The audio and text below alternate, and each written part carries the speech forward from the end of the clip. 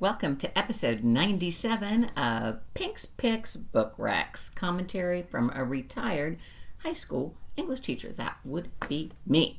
Today's titles, Within Arm's Reach and Flight, deftly address complicated family dynamics and expose misunderstandings and broken relationships that have resulted from either the demise or decline of an elderly matriarch, and the collective reluctance to talk about anything that can be categorized as unpleasant or having to do with emotions. Set in the early 2000s in Ramsey, New Jersey, Within Arm's Reach features the Irish-American McLaughlin family.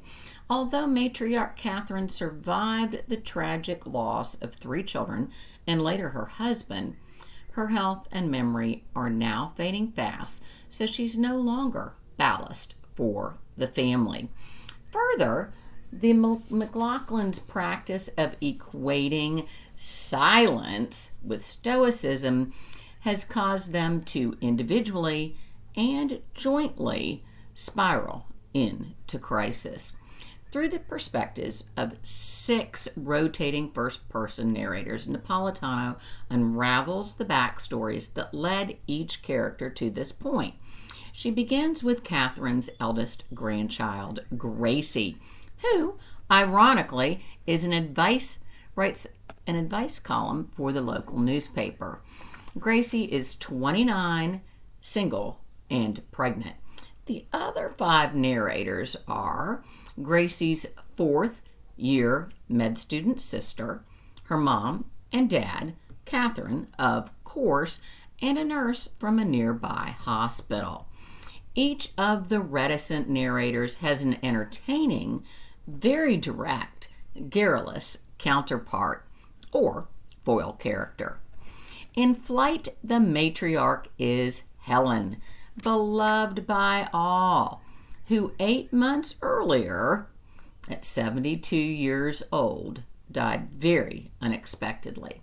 So for the first time in her children's and grandchildren's lives, Christmas will be celebrated somewhere other than at Helen's house in Florida. Similar to Arms, Flight has multiple rotating narrators, in this case from a third-person perspective. Helen's 3 children, Henry, Martin, and Kate, their spouses, Alice, Tess, and Josh, as well as Quinn, one of Alice's clients. Helen's kids had fought after her funeral, but because Helen hadn't been there to make them talk about it, to call each one of them and slowly calm them down, no one talked. Their silence allowed their wounds to fester untreated and unhealed. Nevertheless, the still grieving siblings and their families agreed to meet at Henry and Alice's farm in upstate New York to try to replicate the happy holidays that Helen had always hosted. Intriguing premises? Absolutely. But what else do I love about these books? Number 1, which applies to both titles, would be character development, especially that of families and their idiosyncrasies. 2 would be the use of setting and weather to build conflict. Think about Chapter 7 in The Great Gatsby, to which I've previously referred. Napolitano employs the crippling New Jersey summer heat. Strong utilizes ice and pelting rain and snow in the vaster wilds of the northern Hudson River Valley during stressful Christmas holiday.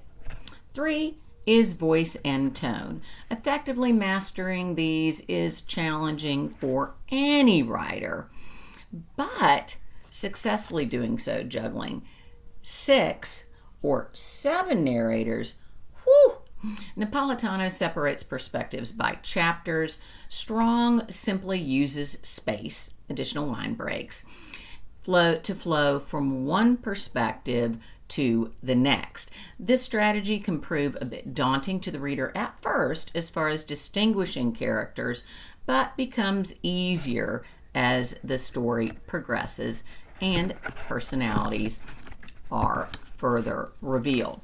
Last would be the themes of second acts and reinventions, particularly as they parallel Arms's trajectory from obscurity to notoriety. And Napolitano achieved worldwide acclaim and commercial success in 2020 with her novel Dear Edward. She followed that in 2023 with another bestseller, Hello Beautiful, see episode 91. Within Arm's Reach, originally published with a little fanfare in 2004, had gone out of print. In her acknowledgments, Napolitano thanks her agents who found a way to give this book a new life in 2023. Dear viewers, who doesn't love a good comeback story? Writer George Eliot wrote, "It's never too late to be what you might have been." True for the reissue of Arms and the dynamic characters in both books.